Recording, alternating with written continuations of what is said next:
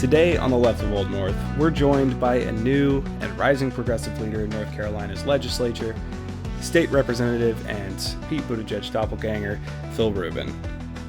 Appointed in January 2025 to represent Wake County's 40th district after the passing of Representative Joe John, Phil is a former federal prosecutor and special deputy attorney general. He graduated magna cum laude from the University of Georgia and earned his JD and MA summa cum laude from Duke Law, where he served as the editor-in-chief of the Duke Law Journal. Phil brings a legal rigor and fierce commitment to fixing democracy. An attorney, a dad, and a proud advocate for constitutional law, public safety, and voting rights, Phil's joining us to discuss some of the hot-button issues of this session, from the rushed amendment-free budget to the latest power grab over election oversight. So, Phil, welcome to the show. Thank you. I'm thrilled to be here. Thanks for having me on. So I will say for the listeners, Phil and I actually kind of knew each other. Well, not really knew each other, but we met during his whole 1 week election campaign. So I guess kind of what exactly happened and how did you end up in the state legislature? Yeah, if you had asked me, the beginning of January, what I'd be doing right now, this would not have been on my bingo card, even though it was something I've actually always wanted to do since I was a kid. But in North Carolina, when a member of the General Assembly steps down or leaves office in any way, the county executive committee of the party that they're a member of replaces them. And as the listeners may know, it was really sad in District 40. Joe John, who had served the state for 50 years and had represented this district for just over 8, started his 5th term. But in about mid-January, he announced his resignation due to his cancer diagnosis, and he actually passed away. Gosh, I think it was 3 days after he announced his resignation. 3 days later, yeah. Yeah, really sad. And, he is just a hero of North Carolina. He was an appellate judge. He was an executive branch leader. He was a member of the state house, served the state for half a century. And so there was a very quick process. That process can take up to a month. I think the statute gives you 30 days. But as you know, the margins in the House with the supermajority are so slim, there was really a need to move quickly. So that process, I decided to put my name forward. It was late a Thursday night. We got everything out 1 a.m. Friday morning. The vote was Tuesday, and I was sworn in that Wednesday. It's a wild week. Yeah, a really wild week, and quite the change in my life. But like I said, one that I'd kind of always wanted to do, but I wouldn't have necessarily guessed that was going to happen in January 2025. Now, CJ was there for your election pitch. I was not, as neither were many of our listeners. What do you think personally put you over the edge of the other candidates in your pledge to the county executive committee that allowed you to become the representative? Yeah, great question. First of all, the other candidates were great. There were 2 other candidates who ran, and they were both fantastic and really dedicated folks. I think what helped me, I think there were a couple of things. One was, I think that I was able to translate my background really well to what we need right now. And I ran as an advocate, and I've tried to serve as an advocate that we need voices who will stand up and fight for our principles and advocate. And that has been my career. My career has been spent in courtrooms standing up and articulating, strong arguments that are really things we've put time into thinking through how to put it and how to convince people. And so I came to folks and I said, look, that's what I'm going to do. If you let me serve in this seat, I'm going to be an advocate. And I could tell from the conversations I had with people that landed. So that was one thing. The second was that I had those conversations. I was able to get face to face with a lot of the folks who had a vote in the process. Not everyone was able to reach during that rush process, but I certainly in some way sent a message to every single person, and I got on most of their doorsteps and I talked to many of them.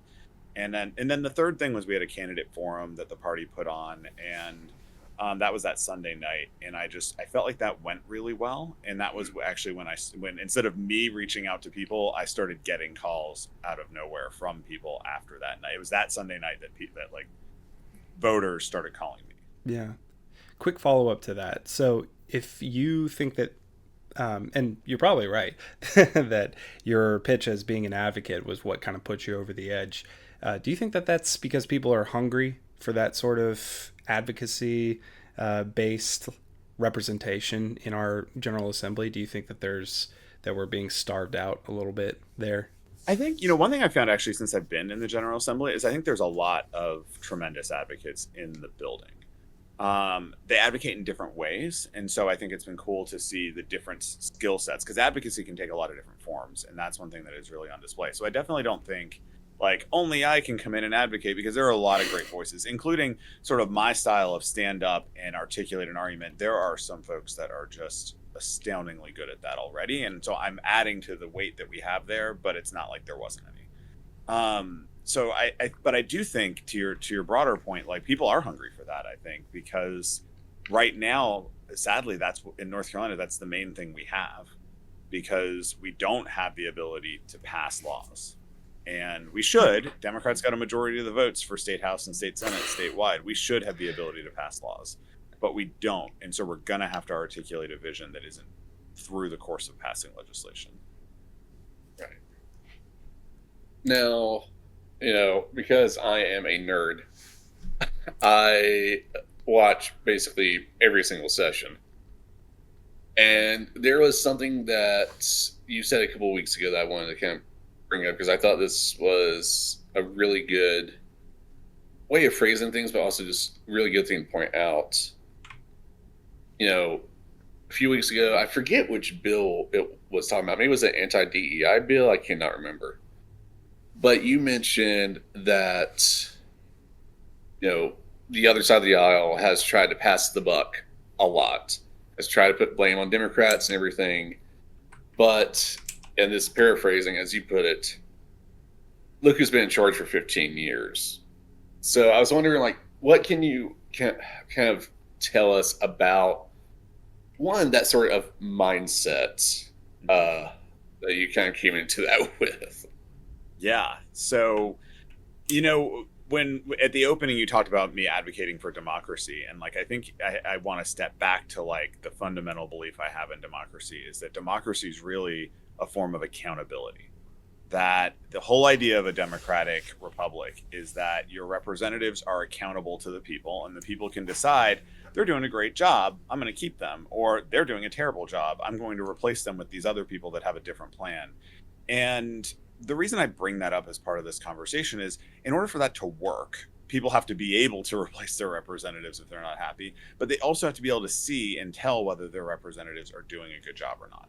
And those things have really broken down in North Carolina. And I've sort of watched how the people that are making the decisions act really surprised at the consequences of their own decisions. And like so the vote you were talking about was the budget, and it was fascinating. So we debated the budget twice, and as folks know, in North Carolina, each bill is read 3 times. The first reading kind of doesn't count. That just gets it in the door. But the second reading is where we really do the vote. But then there's actually a third reading. And on the budget, we actually debated it both times. And they were back-to-back days. And during the second reading, one of the Republican representatives stood up and asked another member a question on their side. And it was our reading scores for 8th graders are below average, and the math scores are below average. And who's been held accountable? I still remember he got so fired up. Like, who's been held accountable to this? Who's been fired for this? Who's been made to pay for this? And like the other member was like, no one, I don't think anyone's been held accountable. And like, it really, I wish I had done it right in the moment, but I was thinking about it that night, and I was like, it just doesn't sit right with me. And so during the debate on third reading, I stood up and I called back to that, and I was like, it's you. You're accountable for it. You're the one who has starved the education system for 15 years. You have taken billions of dollars out of our schools. You have handed it to private schools, and with no accountability whatsoever. And then you're going to stand up and have the gall to act like some teacher should be fired for what you did. And I don't mean that to be, overly confrontational, but like, I do expect people to take responsibility for the consequences of their actions, especially when during that same budget debate, another member of the Republican Party made a big point to stand up and say, we have a philosophy of cutting your taxes and cutting regulation, and all of this stuff we're doing is on purpose. It's thoughtful. It is strategic. And my response to him was like, yeah, I agree. It is.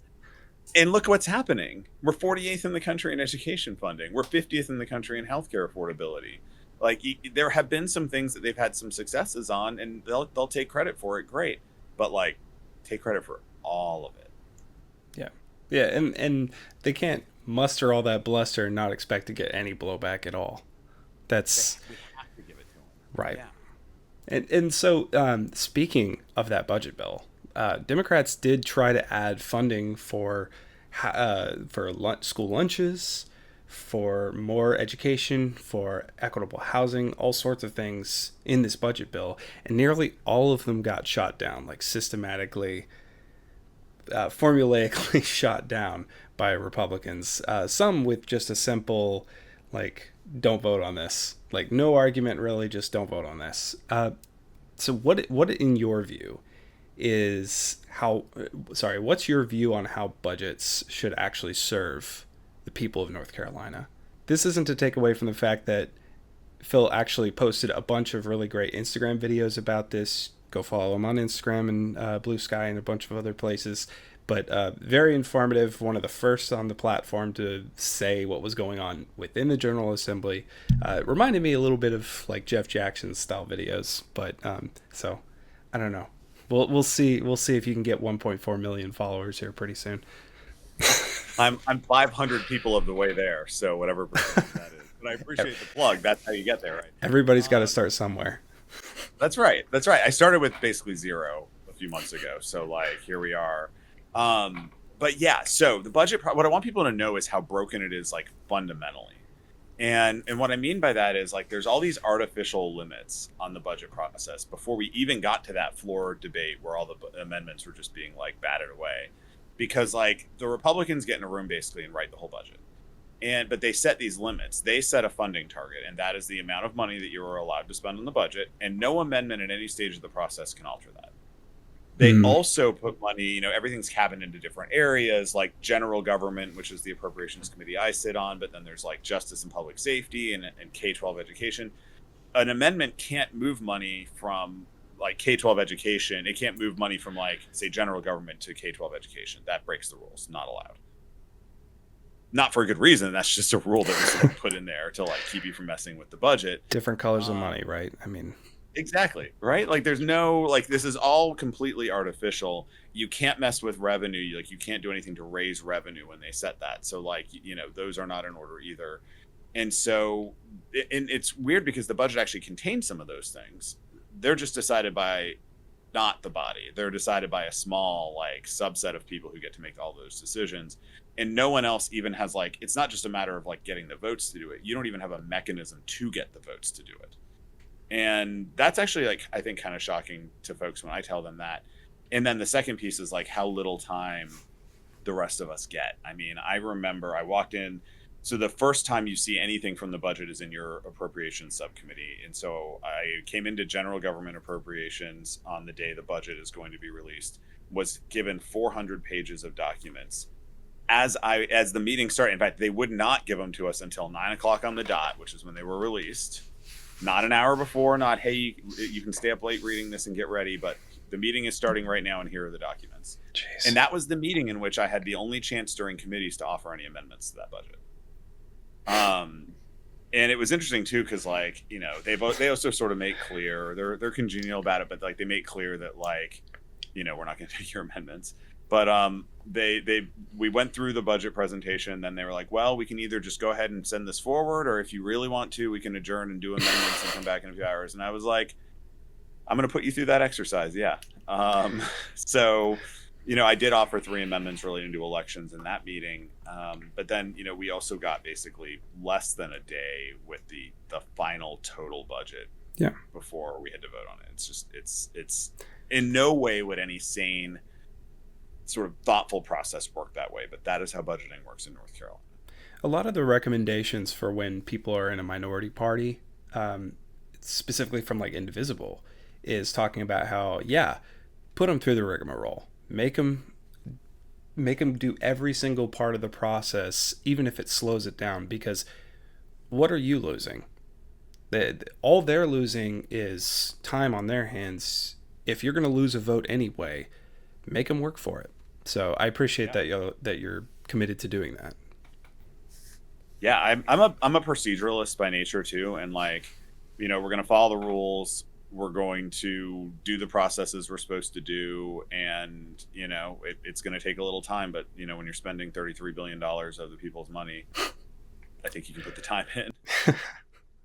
Yeah, I'm sure it's been a bit of a whirlwind, to say the least. What is the one most surprising or interesting thing that you've seen so far, aside from just how kind of at times broken our system is? Probably falls under the category of how broken the system is. But I don't know if folks realize this. The legislature, we have a long session, that's the odd year, and then the short session, which is the even year.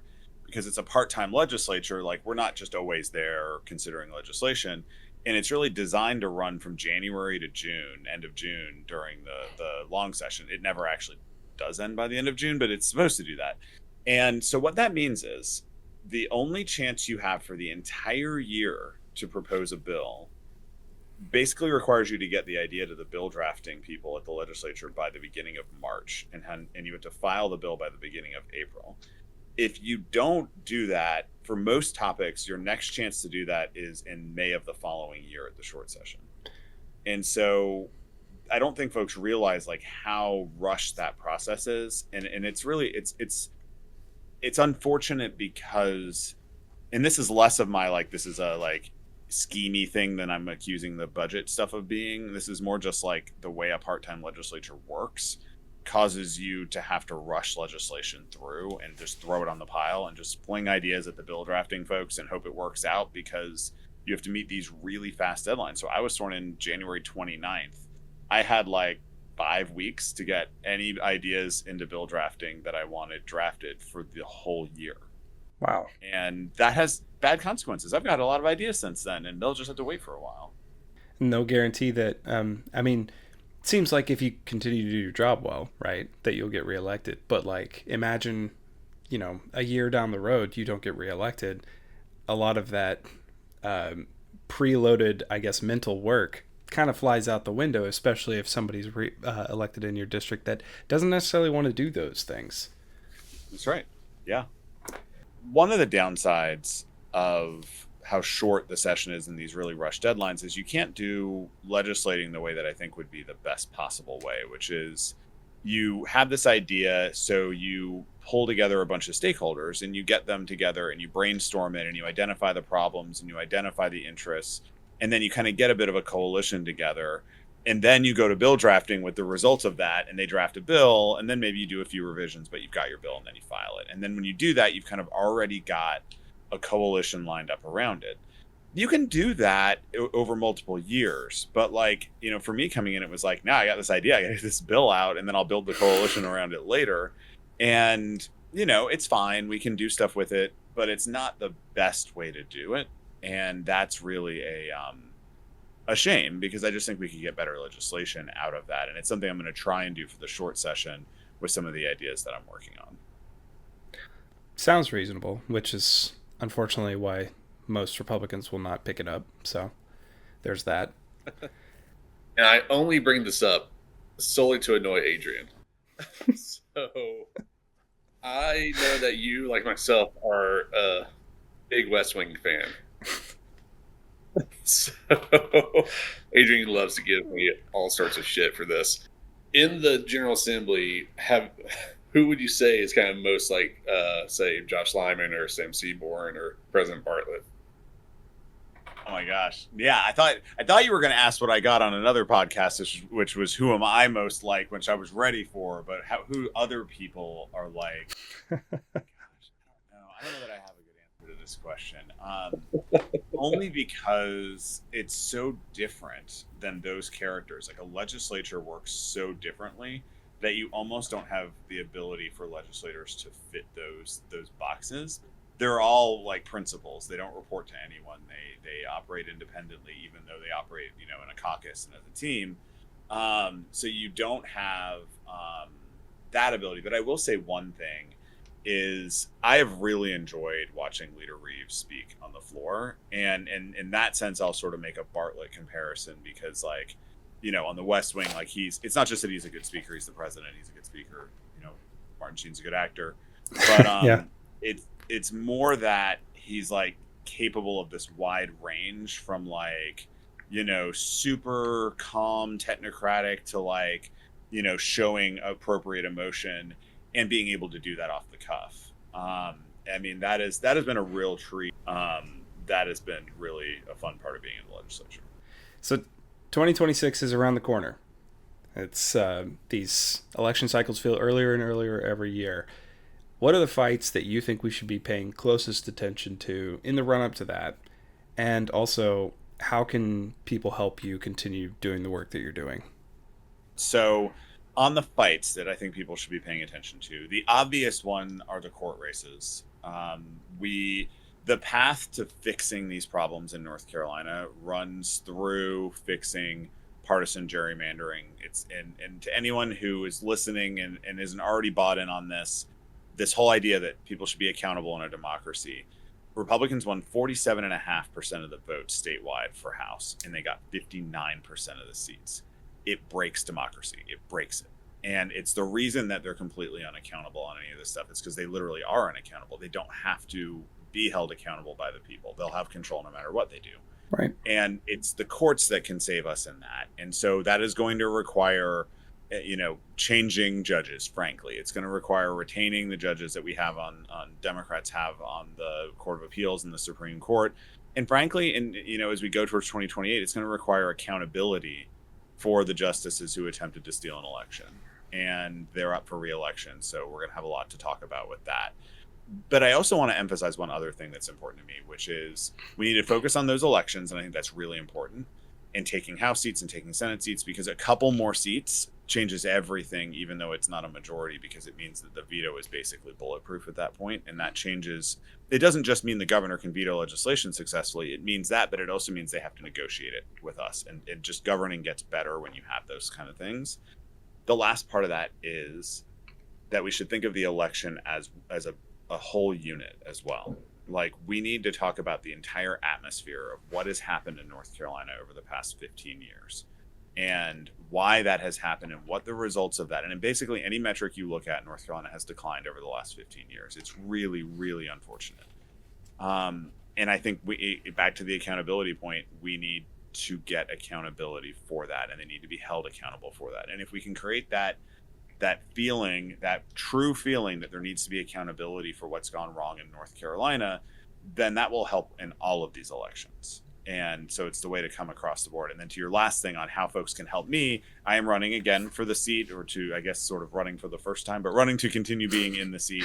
I would love support. Obviously, running for election requires votes. It requires volunteers, and it requires money.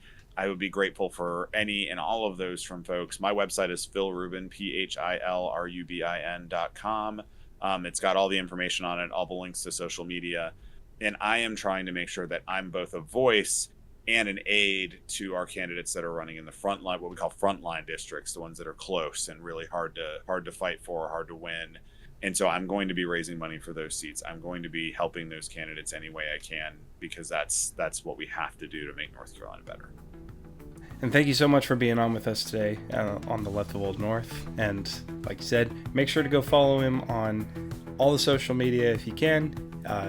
Find ways to support the campaign, whether it's phone calling, volunteering on the ground, or giving some cash. And while you're at it, make sure to throw some our way so we can keep doing these interviews and keep bringing more and better high quality content your way. We're gonna, I'm sure, be talking more as we get closer to 2030 about gerrymandering and about fair election laws and about redistricting, which we'll see how that plays out. But for the time being, from North Carolina's 40th House District, Phil Rubin, thank you so much for coming to talk to us today. We really appreciate the work you're doing, and keep it up. Thanks for having me, and thanks everyone for listening.